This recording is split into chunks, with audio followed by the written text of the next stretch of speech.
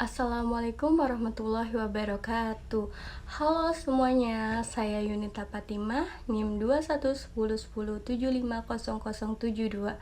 Di video ini saya akan mereview sebuah novel yang berjudul Burung-Burung Manyar karya Yusuf Bilyatra Mangunwijaya sebagai bagian dari tugas mata kuliah postkolonialisme. Simak videonya ya. Baik, yang pertama yang saya akan bahas yaitu ada sinopsis dari novel ini. Novel ini bercerita tentang Setadewa atau Teto, seorang pria berdarah Jawa yang sejak kecil dibesarkan oleh keluarga Belanda. Karena pengaruh lingkungan dan pendidikan kolonial, Teto merasa dirinya lebih dekat dengan Belanda dibandingkan dengan bangsanya sendiri. Ia mulai masuk menjadi bagian dari tentara Belanda dan melawan kemerdekaan Indonesia. Di sisi lain adalah Rasati atau Atik, teman masa kecil Teto. Perempuan yang dulu ia cintai justru lebih memilih jalan perjuangan. Novel ini menggambarkan konflik batin, kesetiaan, dan pencarian jati diri di tengah perubahan zaman. Adapun tema dalam novel ini, yang pertama, krisis identitas. Tokoh Teto merasa dirinya bukan bagian dari Indonesia karena terbiasa hidup dengan cara orang Belanda. Ini menjelaskan bagaimana penjajahan bisa membuat seseorang kehilangan rasa cinta terhadap bangsanya sendiri. Yang kedua ada pertentangan nasionalis dan kolonial. Yang ketiga ada cinta yang terhalang oleh perbedaan ideologi dan sejarah. Dan yang keempat ada pengkhianatan terhadap tanah air dan diri sendiri.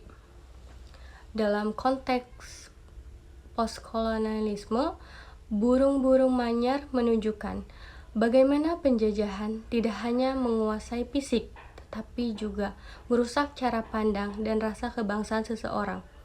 Tokoh Teto menjadi simbol dari masyarakat yang kehilangan jati diri akibat terlalu lama hidup dalam bayang-bayang kolonial.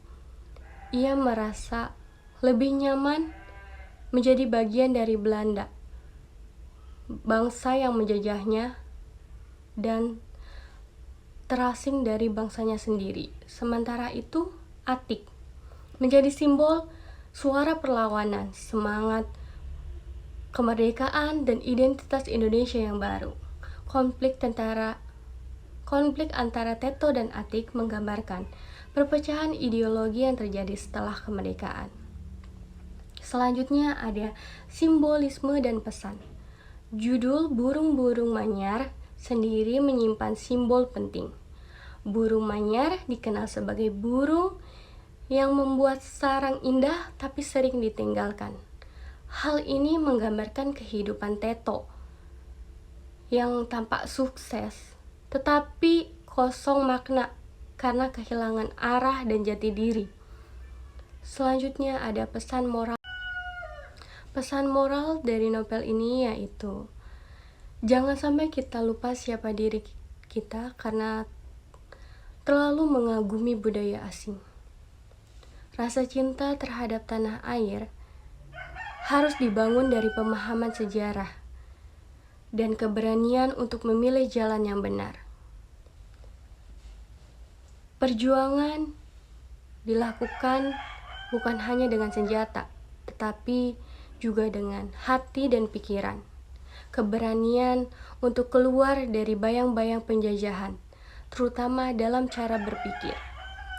Demikianlah review saya tentang novel Burung-Burung Manyar karya Yusuf Bilyatra Mangunwijaya. Menggunakan pendekatan postkolonialisme. Novel ini tidak hanya menyajikan kisah pribadi yang menyentuh, tetapi juga mengajak kita merenungkan dampak dari penjajahan terhadap identitas dan cara pandang kita sebagai masyarakat Indonesia. Semoga materi yang saya sampaikan tadi bermanfaat bagi kalian semua. Kurang dan lebihnya mohon maaf. Terima kasih sudah menyimak.